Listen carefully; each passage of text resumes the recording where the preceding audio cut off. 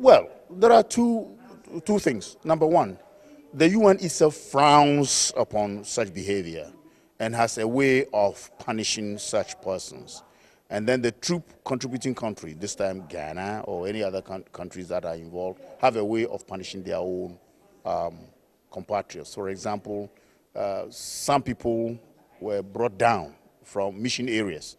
In Liberia, we had instances where some Ghanaian officers misconducted themselves. When you see a summon from your commanding officer about you are coming home, and if there are criminal aspects of it, you are not left off the hook. You're coming home either to face court-martial or face a civilian court. So these measures are taken. They know, the persons know that this is abhorrent. I mean, the UN frowns upon it. Before they go, they're told.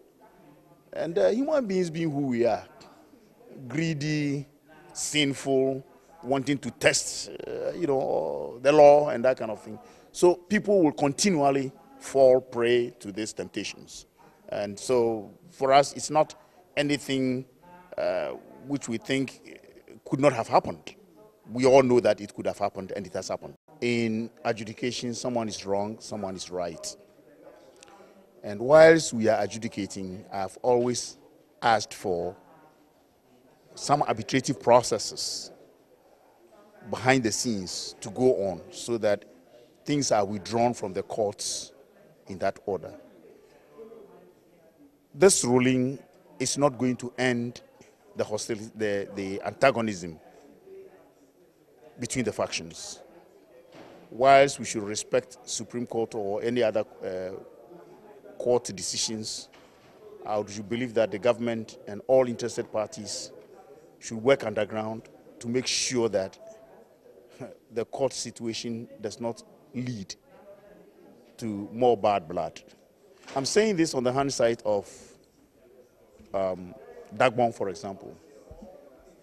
The Supreme Court decision did not end the Adom crisis. It is simply because adjudications are based on facts and data, what is before them. Other nuances that may not have been documented, cultural practices, nuances, that sort of thing. This is what is exacerbating the Adom crisis. And because as soon as one dies, the palace should be vacated. The eldest son of the Yana should, perform the funeral, etc., etc. The Supreme Court ruling then may not have looked at all these. And therefore, even though the ruling was quite acceptable to bring out a certain level of peace, these nuances were overlooked. And that created a condition for one faction to always ask for the other faction to vacate the Yana Palace. And on and on and on, up to today, even though there was an adjudication process, we haven't seen an end to that one. From that angle, I would say that whilst I pray the two factions accept and find a way forward, we need to also help them from arbitrative processes that will bring about lasting peace. The government is taking preemptive measures, knowing very well that in adjudicative processes, such situations will happen. One faction is not going to accept. And we should help that faction to find a way out of accepting or finding a way out or living with it. Conflict is endemic in society. Conflict will come. But we need to use this process to transform the conflict into something else, rather than perpetuating the conflict because I don't agree.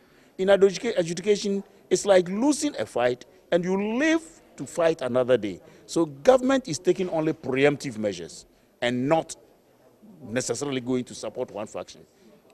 It's clear that the government perceives that there is a possibility of escalation of hostilities. That's why they are taking preventive measures.